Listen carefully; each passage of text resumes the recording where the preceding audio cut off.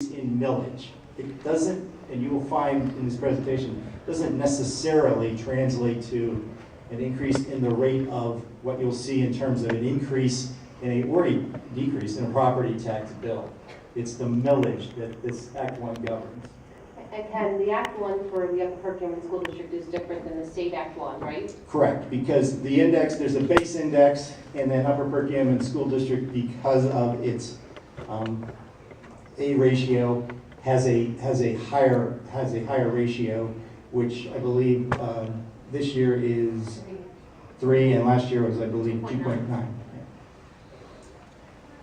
There's a section of the school code, Pennsylvania School Code, which governs all school districts, 672.1, which deals with how taxes are calculated when you have a school district in more than one county.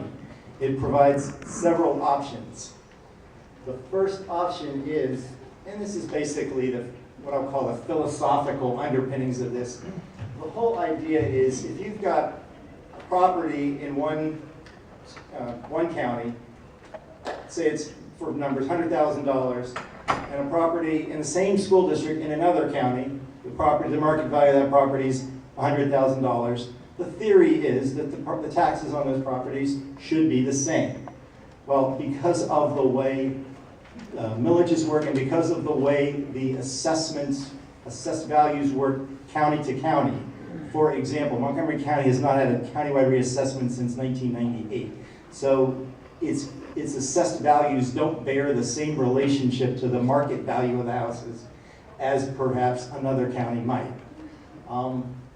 Consequently, there's something called the State Tax Equalization Board, steb, which is a state agency whose job it is to try and, as best as they can, to try to equalize millages and market values and assessed values county to county. So in this school code, this first option basically is the straightforward, okay, if something is $100,000 in one county and $100,000, how do we make the taxes be exactly the same, despite the fact that their assessed values may be vastly different? Different millage rates in each county based on share of market value. That's what option number 1 is. This is the method that at one point in time was used in the school district. But then what happened is when there was a shift occurred in the percentage of market values, a school board several years ago said this was going to create such a seismic shift in the amount of property taxes. There was going to be a 13% decrease in Berks, a 4% increase in Montgomery, all having to do with relative market values. They basically said, look, that's too much of a disruption, too much of a shift. So we're not going to use this option 1. There are other options where basically they still try to maintain the principle of equalizing from county to county, but they basically talk about doing it through a market value or uniform market value. For example, you take the market value of each parcel in the entire school district, you divide it by the assessed value, you take the assessed value of those properties, you divide it by this steb ratio that this tax equalization board gives you every year, and you apply that assessed to value to market value. And you end up getting one millage rate, but you're ending up going to get each municipality's paying different amounts of taxes. The district does not use this option either. It also doesn't use this option of basically trying to use market values of each parcel, as it says, quotient. And then I get this is very complicated and very technical, but basically the outcome of this particular option is a millage rate. It's a separate calculation for each county.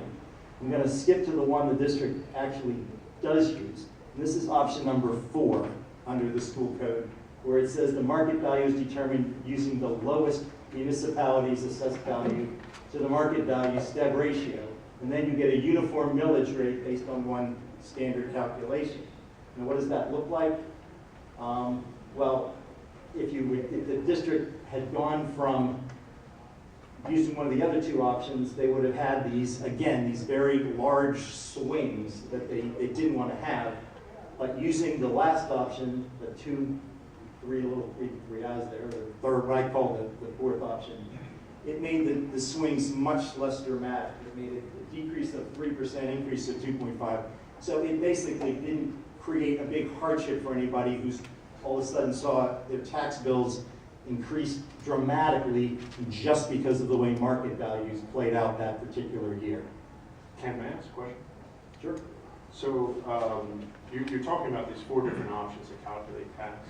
And at what particular time did the school board or the state make the decision and what calculation they use for Upper Perkiomen School District? Well, the school board did it, and I believe, if I'm correct, I believe it was 2010. Right.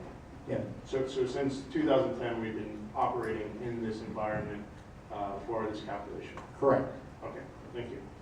And what you're describing here is, at that point in time, what were the options that were evaluated to that school board to decide which method to use? Right, and when they were presented with those options, the option number 1 had that 17% swing that I talked about earlier, and the other one had a range of an increase of 10 to a decrease of 13, and the middle option here was also not utilized. It was pretty much the same 17% swing you saw in option 1. This was the one that had the least dramatic swing of taxes. And that's my understanding of why it was used. Yeah, so at that point in time, the reason this method was selected, because at that time, it was in the best interest for the district and the community to use that option. Correct, and the state recognizes this, and that's why they give the options that they do. That's why they don't say you have to use option number 1, because it's going to be some local factors, local variabilities in market values and assessed values, and they don't want it to be a hardship for a particular district just to mechanically apply that option number 1. Okay, thank you. This was the analysis done in 2010, 2011 in terms of what the impact would have been as far as on the taxes for people based upon which different option was used. I don't plan to go into these numbers. They're on the PowerPoint, which is on the website if you wanted to study them more. But as you can see, you have those consistent values in the last column, and Hereford being the one township that's not in Montgomery County had a slightly different outcome. These are, again, some historical figures. Because the option 4 they look at all of the steb ratios in each different township and borough that make up the school district, and you're looking at the lowest one. Well, for 2010 and 11, the lowest steb ratio was Hereford Township, but for the last 4 years, it's been Green Lane Borough, which also happens to be the smallest municipality within the school district, I believe. So what you'll see is, the only other thing you need to know about the steb ratio when they do these calculations, they're using data that can be a little bit behind. So it's not necessarily going to follow the real estate market as closely as you might think.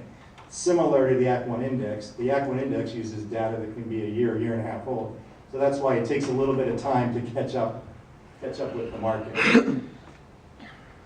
As it turns out, for the next year, the lowest steb ratio again will be 63-14, just like it is this year. Here's another chart that just shows that what it's going to be for 17-18. Again, it'll be Green Lane Borough at 63.14%. So where will you see this where was a taxpayer going to see this showing up on their tax bill? Every tax bill has the assessed value of the house, the real estate assessment, times that lowest steb ratio, that 63-14, times the 75% that you saw a few slides ago, times the millage rate that's established by the school board, which is subject to the ACT1 index. That gives you the tax amount. Then you offset from the real estate assessment if you have a residential property that qualifies for the homestead or farmstead exception. So that's what you're going to see on your tax bill.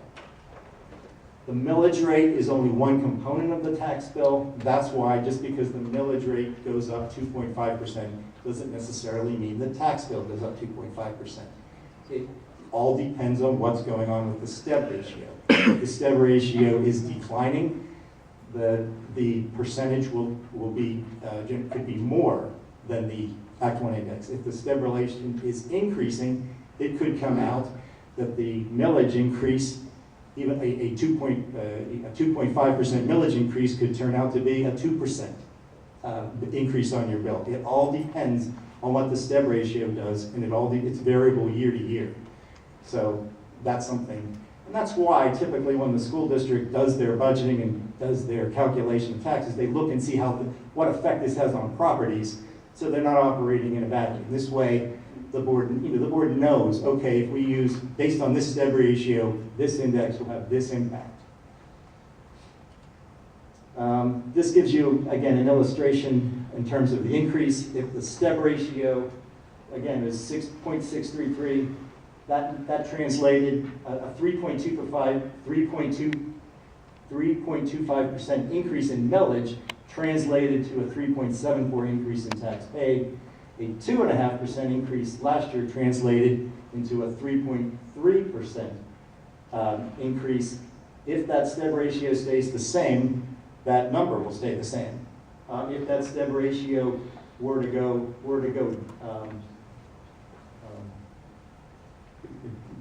on a friend here, if it goes up, then it could have the effect of the increase in the tax paid being below the millage rate imposed by the board. That makes sense.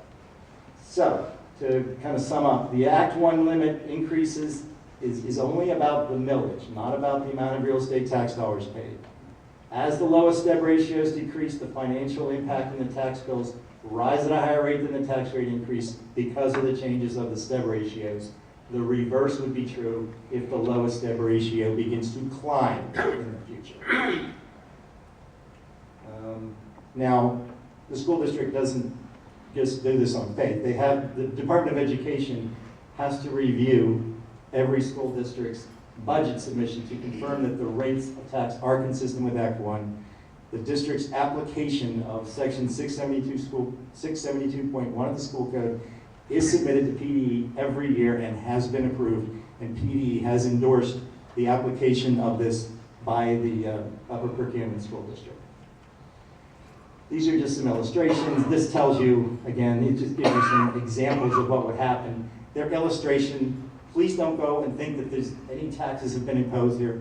These are Ken Bruce's numbers. They are not the Upper Perkiomen School Board's numbers. They're just there for illustration to show you what kind of a difference you could have with a 0% millage increase, depending on what the steb ratio is. One, you have an increase in the taxes. One, you have a decrease. So, questions? Oh, great. Like I said, I brought Mr. Diasco here. He's more of an expert on this than me, so I mean, phone a friend during the course of these answers. You said this presentation is available to the public already? Online? We gave it to the board, but it's not, it will be on the public website after the meeting, after tonight. Okay, so it will be on there? Yep. Okay. And does Sandy agree with everything that's been said? Okay. Yeah, and then to credit, I mean, many of these slides were developed by Sandy. I know, but I was in terms of expecting other- Sandy to do it. When you did, you threw me for a loop, so I didn't know where to direct my I questions. hope I didn't disappoint you.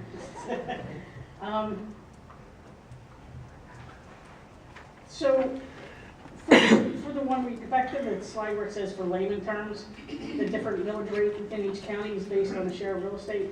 So is there a step that did we compare Montgomery County and Berks County, or we do it on a municipal level? Wait, which slide are you referring The one that said layman's terms, and it was like, they're not numbered, so I can't. This is the one. This is the option one which you don't use. Okay, so we don't use that one, but we do something similar because we use municipalities, those rates. Correct. Those step rates, not county rates. Correct. Okay. When we went through reassessment, we did use this method. I'm sorry. When we went through reassessment, we had to change the way we were doing it. We actually used one of the other methods prior to reassessment. And then when we went to reassessment, we had to go to this, and then the counties were reassessed in different years. As Mr. Bruce said, we had Montgomery and Berks were like a year apart, a year or two. Okay. And then your 2010, 2011 analysis slide. Which Yeah, okay. It's based on median assessed value. Montgomery County is higher than the Berks County one, so wouldn't that be why option 4 was different? The median assessed values are different in each county. Yeah. Okay, all right. Then the calculation of tax liability. Can you take us to the next slide? No? Where you print out the, that one.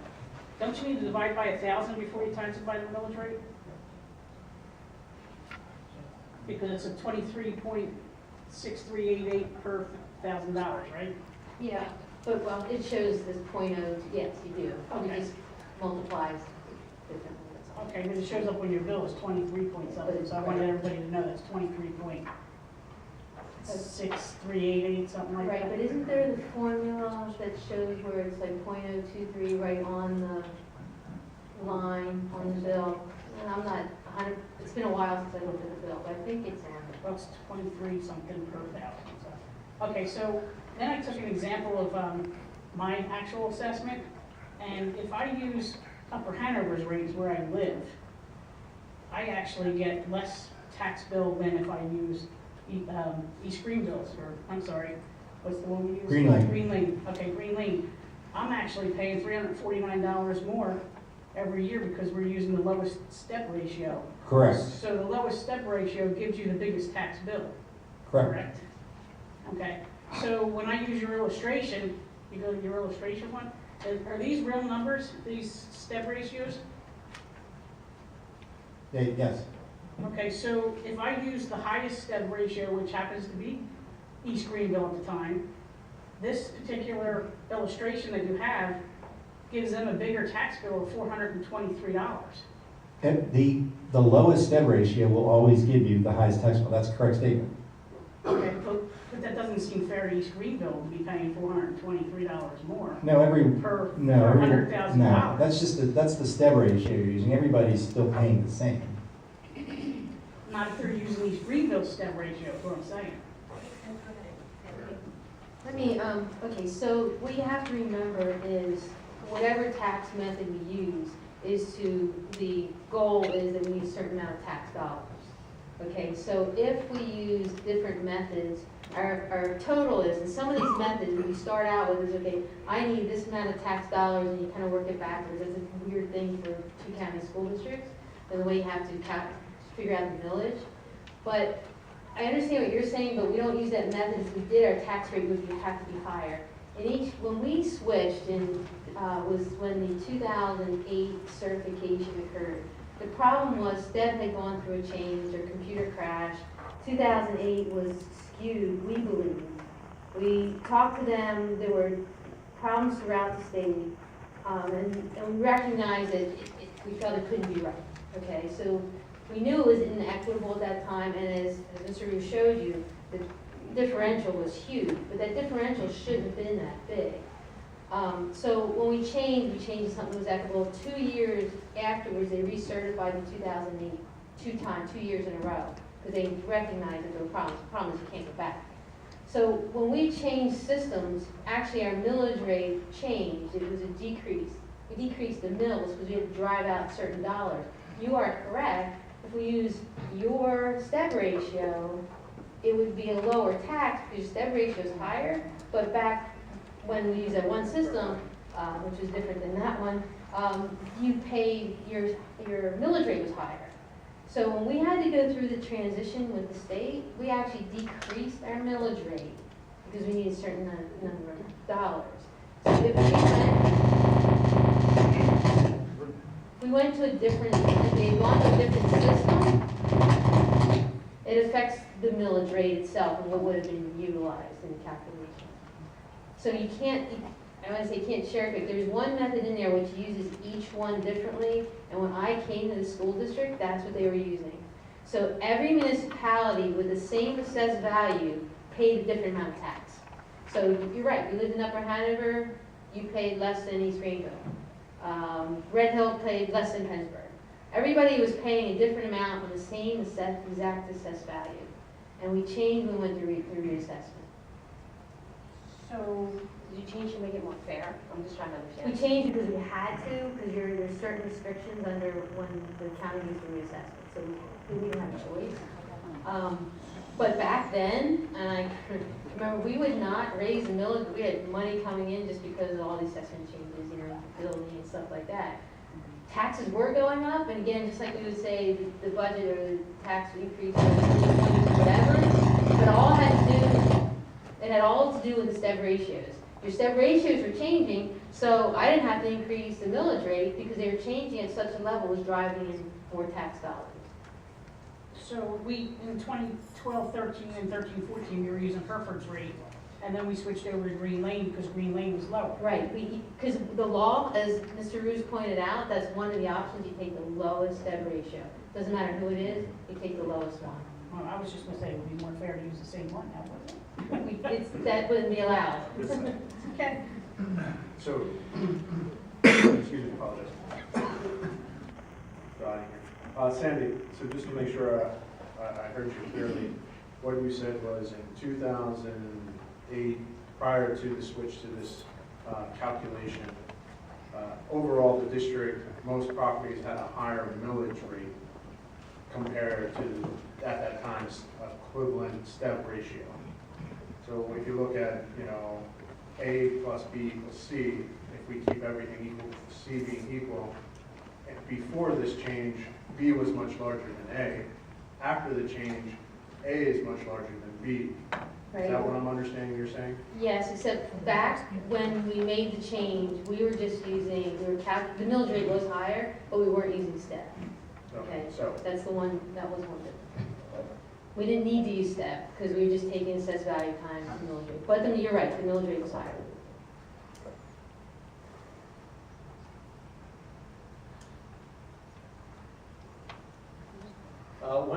When does the step rate go up? Is that when the economy's bad, or when what? Yes. Okay. Basically, yes, if you have a situation like you had in 2008 with the economy, the real estate market deflating, that's when you would start to see it go the other way. That's when the step climbs. Right, so for this year, it's 0 our step, because if you looked at the slide, we had the same step ratio for Green Lane in 2 years in a row, which means that it does nothing, it's 0. That means that the market value, that means the step value in Green Lane, that could very well be, there may have been no changes in any assessment in Green Lane. Right, so there was no change, so that our step this year is 0. Correct. So you're going to see the same correlation in 2016 to 17, the same correlation between the millage rate percentage increase to tax bill percentage increase. That ratio will stay the same this year. so I do have a hypothetical question. So say Montgomery County comes back and does a reassessment of all our home properties. In that scenario, assuming that home values are significantly increased compared to our assessed value, we as a school district would most likely reevaluate how much millage we would need dependent on the need of our budget, correct? Yes, but you'd have to look at, there are certain rules in your reassessment of what the district can do and what the increase could be. So you have to take into consideration those restrictions. That's almost a whole different PowerPoint presentation. Yes. It's probably not imminent. Is there any more questions then? Thank you very much, Mr. Roos, we appreciate it. Well, and Ms. Castle and Ms. Gadsden, they did all the heavy lifting. Okay.